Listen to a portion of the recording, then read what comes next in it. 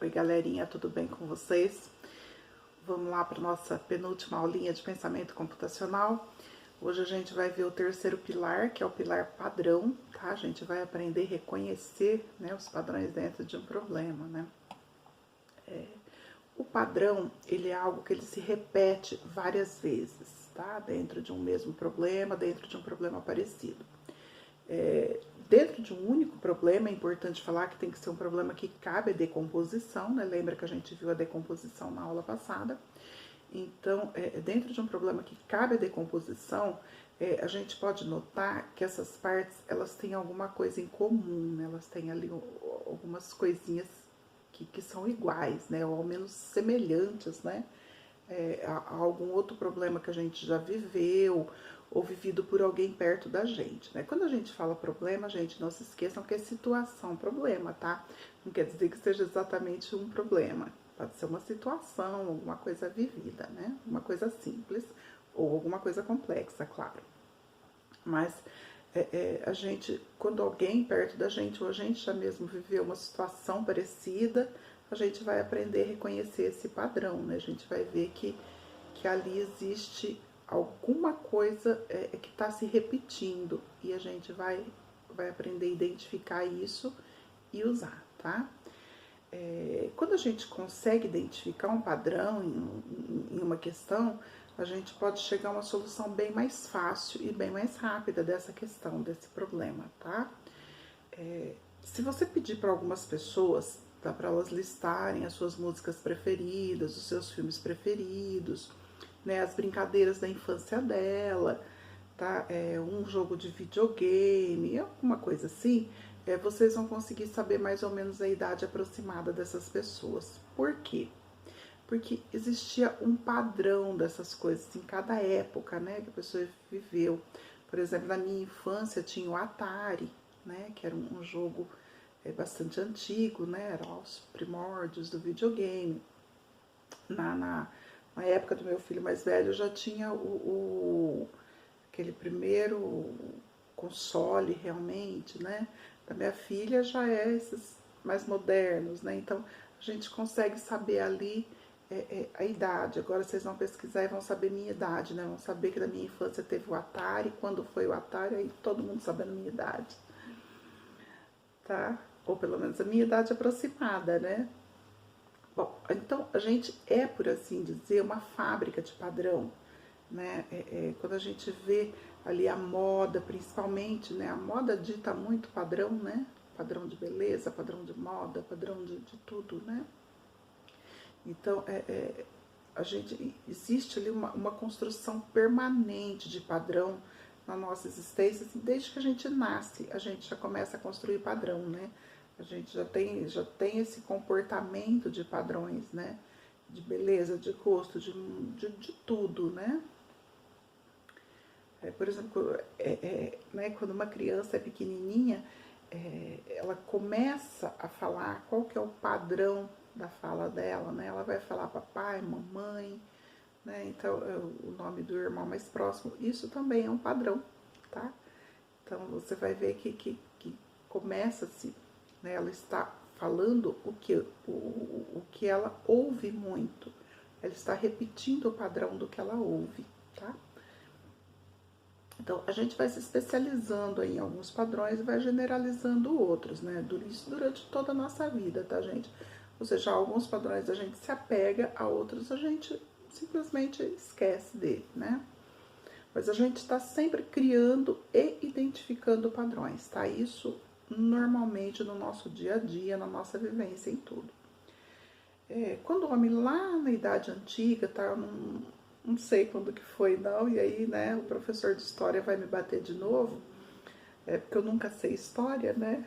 Embora eu seja de humanas, história, eu não me apego muito a isso.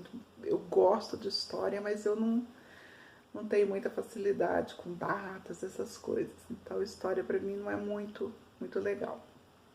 Tá, mas vamos lá. Quando o homem ele inventou o primeiro relógio, era um relógio solar. Tá? E como que ele fez isso? Identificando padrões, né? Ele viu ali, ele percebeu que num certo horário do dia a sombra sempre estava naquele lugar. Então, o que, que ele fez? Ele foi lá, fez uma rodelinha e colocou um pinozinho ali.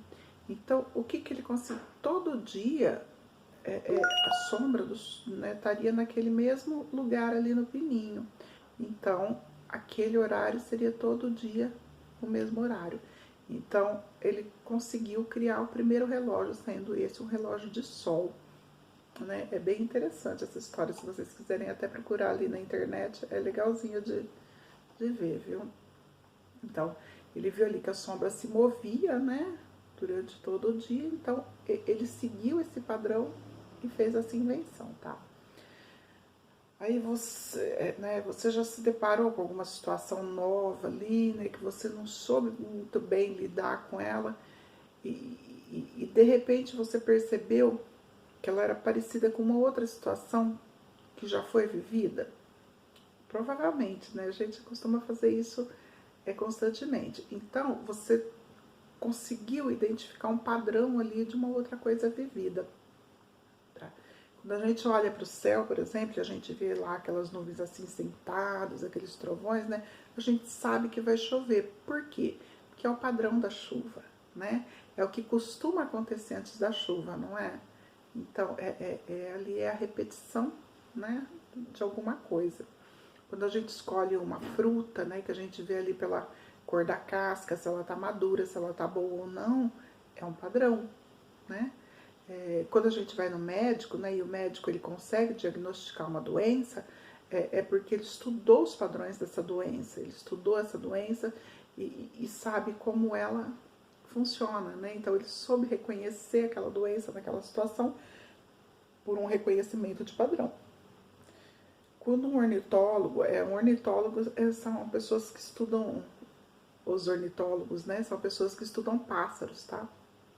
Quando ele consegue saber que tipo de pássaro é apenas pelo voo dele, é porque ele estudou o padrão de voo daquela espécie, né? A curvatura da asa, o tamanho da espécie, tudo. Então, quando ele consegue reconhecer, é porque ele reconheceu o padrão, tá? E assim por diante, tá, gente? Quer ver como vocês conseguem reconhecer facinho o padrão? Vocês vão falar a sequência disso. 1, 2, 3, 4 e... Provavelmente você pensou 5, né? Por que que você pensou 5? Porque você reconheceu um padrão numérico, né?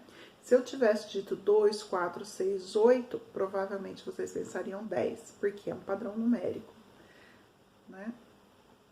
Eu não sei se vocês estudaram ainda, ou se vocês ainda vão estudar a sequência de Fibonacci, tá? Se vocês não estudaram, quando vocês estudarem, vocês vão lembrar disso. E se vocês já estudaram, vocês devem estar lembrando disso. É um padrão, né, que segue. A sequência de Fibonacci, ela é completamente padrão.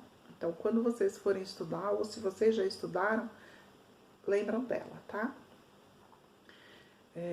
Bom, veja como que é simples a gente reconhecer um padrão dentro do pensamento computacional. Ele é exatamente assim, ele vai reconhecer aquelas coisas que se repetem várias ou pelo menos algumas vezes, tá? Nessa situação problema ou em outra situação, tá? Quer dizer, ele não precisa se repetir exatamente dentro daquele problema, ele pode se repetir dentro de um outro problema e você vai puxar ele para esse problema, né? Não a questão, você vai puxar esse reconhecimento para dentro desse problema, tá? Agora, por exemplo, por que a gente está em isolamento social, né? Os cientistas, eles descobriram um padrão de contaminação no Covid, né? Então, eles descobriram que como que existia esse contágio. Tá? E para diminuir esse contágio, a gente tem que ficar longe uns dos outros, não é? A gente vê as pessoas que não estão obedecendo essa regra e o que a gente está vendo? A gente está vendo o nosso país batendo recorde de morte, né? A gente está vendo o nosso sistema de saúde aí em colapso, tá? Isso está sendo desastroso, porque os cientistas, eles reconheceram o padrão de contaminação, mas algumas pessoas se recusam, né, a perceber esse mesmo padrão. Se elas estivessem ali reconhecendo isso em isolamento, provavelmente Claro que a doença ainda não teria sido extinta, mas estaria ali, né? Extinta, né? Mas estaria ali, né? Da mesma forma, foi possível fazer uma vacina, por quê? Pelo reconhecimento de padrões, tá? Eu vou dar um exemplo de resolução de problema com reconhecimento de padrão para ver se vocês conseguem identificar assim um pouquinho mais fácil. Apesar que padrão é bem fácil, né? Bem fácil reconhecer padrão. Mas vamos lá, uma situação hipotética aí.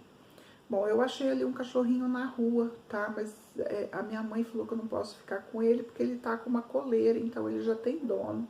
Vocês perceberam que aí já é um padrão, né? Se ele tá com uma coleira, é porque provavelmente ele tenha dono, né? Cachorros com coleira têm donos, isso é um padrão, né?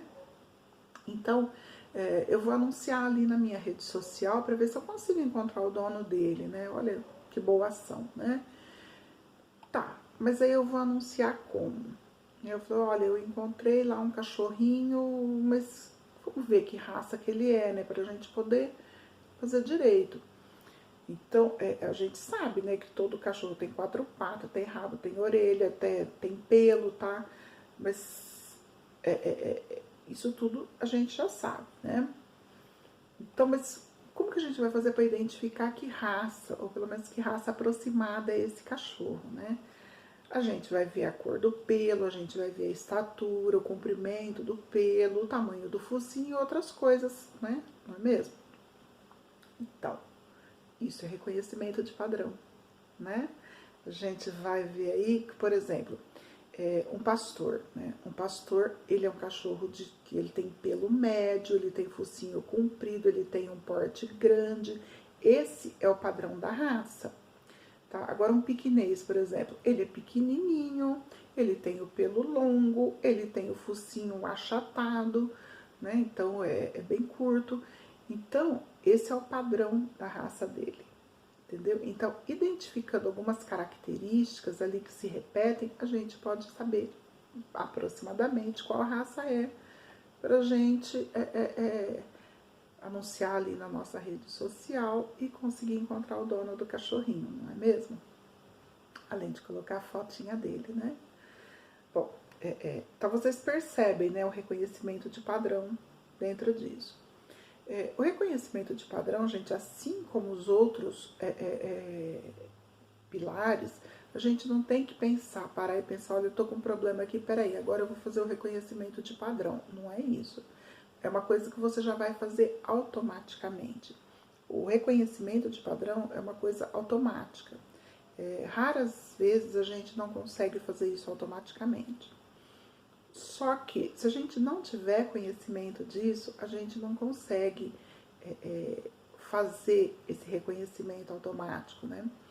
Por exemplo, quando eu vejo, sei lá, uma garrafinha, eu não preciso pensar, nossa, essa garrafa é de plástico, eu não preciso saber todas as características dela, né? Eu só vou saber automático ali. É a mesma coisa o reconhecimento de padrão, tá?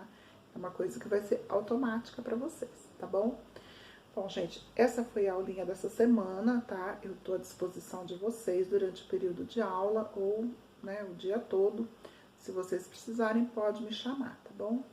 Beijo para vocês, até a semana que vem, que é a última aula de pensamento computacional e depois vem a nossa provinha, tá bom? Beijo para vocês e se cuidem.